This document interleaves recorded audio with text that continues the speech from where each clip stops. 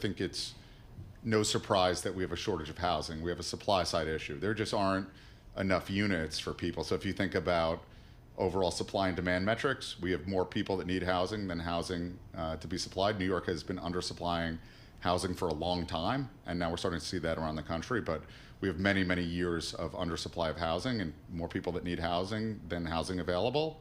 So housing prices are going up, and we're seeing a crisis. Well, before we dig into affordable housing here in New York City, and I know that you have a couple of exciting projects, one in Brooklyn and one out by JFK, let's talk about the fact that for the first time in your memory, housing, affordable housing, is a core issue in the presidential election.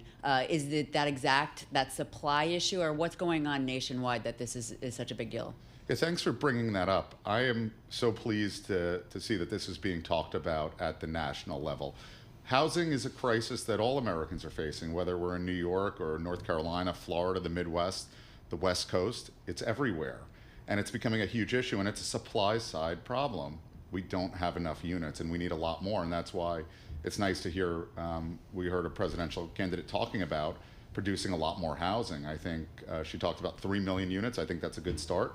I actually think we need a lot more than that, but I'll start with 3 million. I think it's a good way, but I think we're talking about a problem that's in the 10 million plus range. How did we get here? I mean, has our population surged over the last 20 or 30 years? How did we get here? Look, it's slowly and then quickly. I think we stopped producing enough units. I think that after the GFC, we stopped producing a lot of units.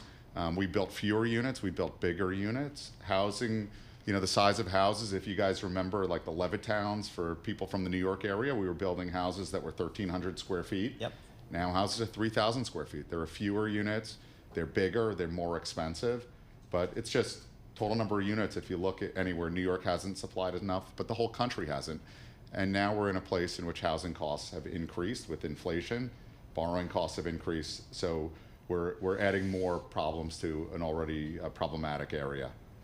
So do you, in terms of actual affordable housing, I know that this is an umbrella term for, say, workforce housing, among other types of housing. Can you dig down into that a little bit more before we get specific on Slate's properties? And we should mention, we actually had your other co-founder and principal, Martin Nussbaum, join us a couple of months ago to talk more broadly about your multifamily and outside of affordable housing. But this is such an interesting topic. Yeah, thanks for bringing that up. I think it's important to realize that this is one ecosystem. So all housing is related to all other housing. So if anybody who's bought a home, you might have wanted to buy a home for certain dollars, you can't afford it, you buy a home for a little bit less. So everything is related.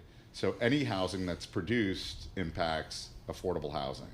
So we need to produce a lot more housing. So one of the things that Slate is doing is we filled a role where we are providing leverage. We're filling the gap where a lot of banks are no longer able to provide financing because of all the things that happen in the banking sector. So without financing, you can't build more units. So that's one of the areas that we're looking at. And then on the other side, we're looking to build lots of units, whether it's workforce housing or all the differences. The truth is, affordable housing means different things to different people. But the fact is, most people are spending the majority of their income on housing. Unless you're really, really wealthy, your biggest expenditure is probably housing. So whether you're talking about the teacher or the fireman, or you're talking about somebody that works in a fast food restaurant, they both probably having a real crisis with affording their housing. And it's not really pitting them against each other because they both really need good quality and affordable housing, but just at different levels. So tell me some of the projects that you got going on. So, we're doing something that I think is super innovative. We're converting the first hotel in New York State to 100% affordable housing, the Baisley Park. And Wait, hotel to housing, that's usually really tricky, right? It's not as simple as like put a door in and you're done. Well, it is tricky, but we made it a little bit less tricky. Okay. So I think what we liked about it is we take a hotel room, and if you have one hotel room, that's a studio. You knock down a wall for 2 hotel rooms, and you turn it into a 1-bedroom. You knock down 2 walls, and it's a 2-bedroom, if that makes sense. And really, the key there is we can build these units in half the time. Because one of the problems we have is that people that need affordable housing, if you need affordable housing, you need it pretty quickly, right? Yep. So 3 years or 5 years is probably less important to you than if we could deliver it in a year or so.